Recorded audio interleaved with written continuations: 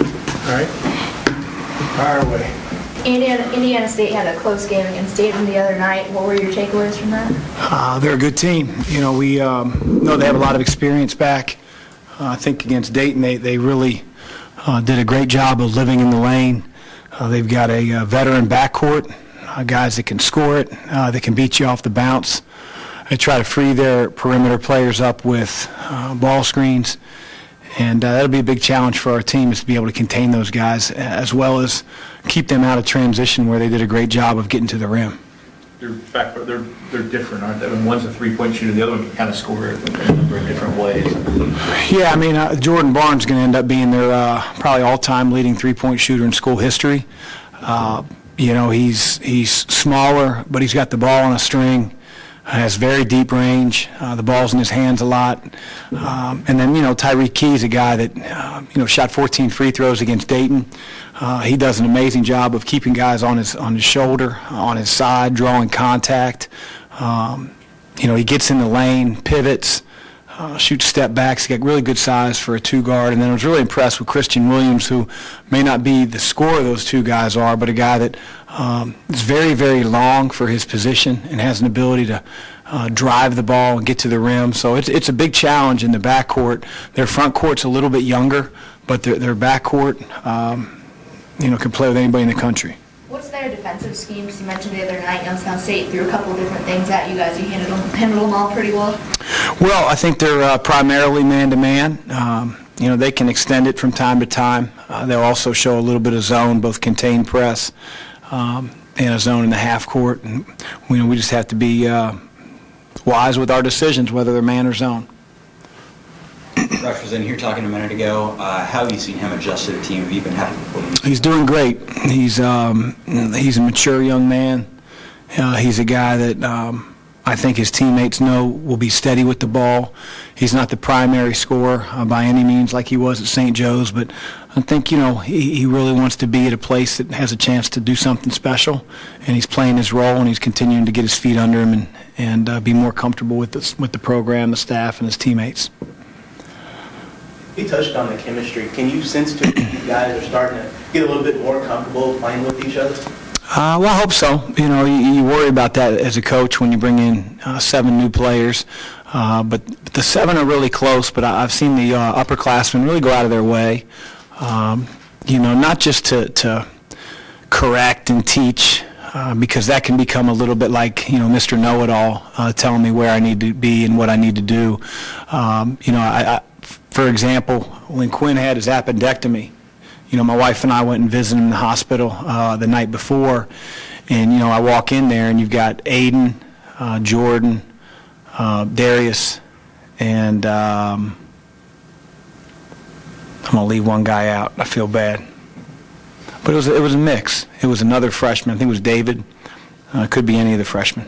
And it was good to see it. 2 upperclassmen there, 2 young guys. That really says a lot about, I think, you know, how they feel about one another. Chris, you were very not pleased with the rebounding from the last game. With the team that you're facing now, outside shooters, how are you guys preparing for some of those longer rebounds, maybe to fix those numbers you guys had last game? Well, to me, it really doesn't matter where the rebound ends up going, whether it's a short shot or whether it's a long shot. It's still a matter of being able to get inside the offensive player, carve out space, and keep him away from the basketball. And if you don't make an attempt to find your man when the shot goes up, it really doesn't matter where the ball's shot from. But having said that, our guards and guys that challenge the shot can't leak out and assume that Dwayne Sutton or Steve Enoch are going to get the rebound. We got a gang rebound, but it first starts with gang blocking out. And we didn't do either very well in the first 2 games. That's something we have to improve on. Been happy with Jordan so far this year? He's scoring. You've been happy with his defense and all of the aspects? Jordan's doing well, and we got to continue to, you know, make him a better player all throughout the year. Yeah, really pleased. Chris, games obviously are important and you want to win them, but how important with this team and the new faces are practices this early in the year, because you want to see a day-to-day improvement, don't you? Yeah, everything's important, and there's never been a time in my coaching career where practice hasn't been important. You know, whether that's the first day I was an assistant coach or to today. I mean, that's where That's where you build habits. That's where you break habits. That's where you gain an ownership of your system as a player, and that's where you teach your system. And so, what you all see is game night, but, I'm more concerned every single day with improving in practice. And, some teams can't do that. They can do it for a little while, and then the season becomes monotonous to them. Their goals that were really cool in that first team meeting aren't reachable, and teams fall apart, and never want to be one of those teams. What have you seen from David as he starts to kind of get back into the mix in practices? In terms of, is he going to be up to this standard that Fresh and Darius have set so far? well, it's hard. He everything he's done, Danielle, has been non-contact. So it's, I do think, because he's able to 5-on-0 everything that we run. He is in shooting drills. He is in, conditioning drills or fast break drills that, again, are non-contact. There's no defense on the floor. I think, it's very evident that David has the IQ of understanding what we're doing on the floor.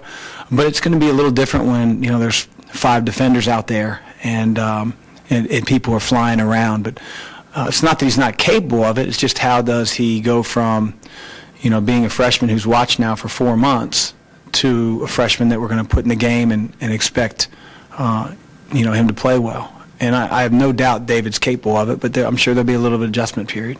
Does Malik face a little bit of the same challenge, even though obviously he has that experience, but just being out for so long, you think he'll kind of have the same? Yeah, I think every player that comes off injury, it's nothing. There's nothing like getting thrown in the fire, and I do think there's something to be said and something really good for a player when they have the opportunity to see it from the sidelines, from a coaching perspective, or a perspective that doesn't have them worried about, their minutes, their role. They can really see the game holistically and understand that, what we're doing on the floor. And I think it helps them as a player, but there's no doubt there's a little bit of an adjustment period depending on how long a time the guy's out and how much experience he has at this level. Unfortunately, Malik has a couple years under his belt. You talked about the chemistry. I noticed the other day Malik was telling guys in timeouts before you all got to them different things. I think one time Jordan kind of had Josh aside. That's just, these upperclassmen are like that? Malik certainly is. I think Malik is by far and away the best at communicating and really understanding. He's one of the smarter defenders that I've coached. That's why he's one of the best in our league. He's able to block shots, although he doesn't have a 40-inch vertical. He's got great timing. He'll put his nose on the floor for a loose ball. And that all starts from seeing the game develop. You don't get that from a lot of big guys. And so it's great to have that voice on the bench, although I want that body on the floor. Anything else? Kind of a low blow when they showed that Lamar highlight. Yeah, no, not really.